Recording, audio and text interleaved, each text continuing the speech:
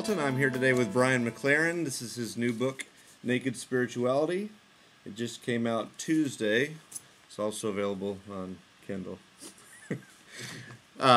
We are talking specifically for our members of the Youthworker movement to address some of the content of his book as it might approach a youth worker or how a youth worker might approach it. Thanks for agreeing to do this, Brian. We appreciate your time.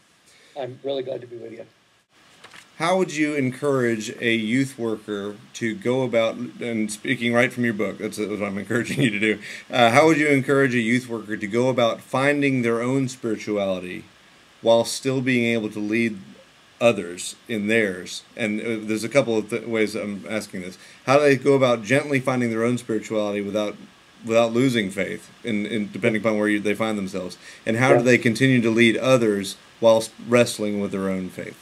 Okay, great question. Well, one of the things I try to do in the book is I present a 4-stage model of the spiritual life. And this is a big deal.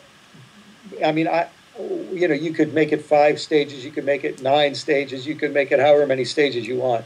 But to give yourself permission to see that the spiritual life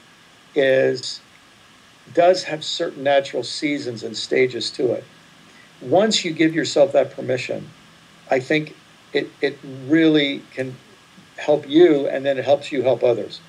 And one of the ways it helps you is it allows you to be at a different place than your kids are at. Assuming you're a little farther along in the journey, it can help you accept where your kids are at and not chide them for not being where you're at now, you know? Right. If I can say this in my own life, I became a vibrant, committed Christian in my teenage years. And it was largely through a couple of youth workers who really took me under the wing. I experienced everything of good mentoring and good discipleship. And although they didn't use language of stages of the spiritual life or seasons of the spiritual life, I could tell that my mentors were farther along than me, and they were grappling with things that I wasn't ready for yet. And there was something about that was humbling, because as a stage 1 guy at that point, if there was a right way to do it, I wanted it. But for them to tell me the right way to do it is to learn what you're ready for now, and there'll be more to learn later on. Right. That was humbling for me, but I needed that humbling, you know. What that will allow youth workers to do, I think, Kevin, is it will also help them make sure that they have youth workers, meaning it will help them make sure that they have mentors, and mentors who aren't just connected to them professionally. Here's how one of my mentors said it to me. He said, Brian, in ministry, you always need non-utilitarian friends. And non-utilitarian means they don't make money off of you, you don't make money off of them, they don't become famous from you, you don't become famous from them. You know, there's no power and money exchange. But they're people who like you and who care about you, and you care about them, and there's some kind of deep mutuality that isn't dependent on a job. I'll tell you when I really felt this. I went through a deep period of doubt in my early 20s. It was really my first foray into what I talk about in the book as stage 3. Mm-hmm. And I thought I was going to lose my faith. And I told this mentor of mine, his name was Tom, and I remember right where I was sitting on a couch across from him in this room. And he said, well, look, Brian, he said, I know your faith is really falling apart right now. He said, my faith is really strong. He said, I know you aren't even sure God exists right now, but he said, I just want to tell you, you know, I know God is real. He said, so if we want to just sort of make it on my faith for a while, it's okay if you don't have faith. And then he said, and if you do lose your faith and it never comes back, he said, I just want to tell you, I'll still be your friend. Wow. Well, at that moment, I don't know, it just took the pressure off, you know, and in some way that made his faith more credible to me than ever. So I would think that youth workers have to make sure that they have those kinds of mentors and friends in their lives.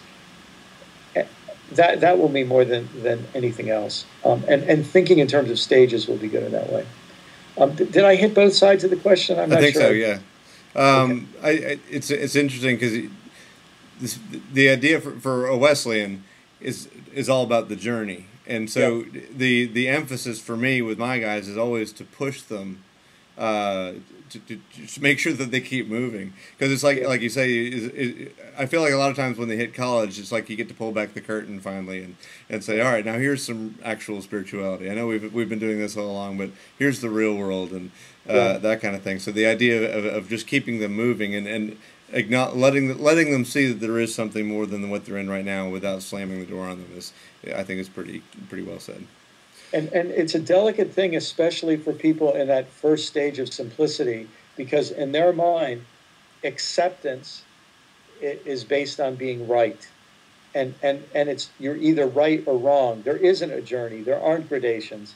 So your job, and especially if you're a Wesleyan, and I obviously have Wesleyan sympathies here. If you're a Wesleyan, your big message is that the spiritual life is a journey, and that you're going to go through many seasons, and that you're going to know God in different ways.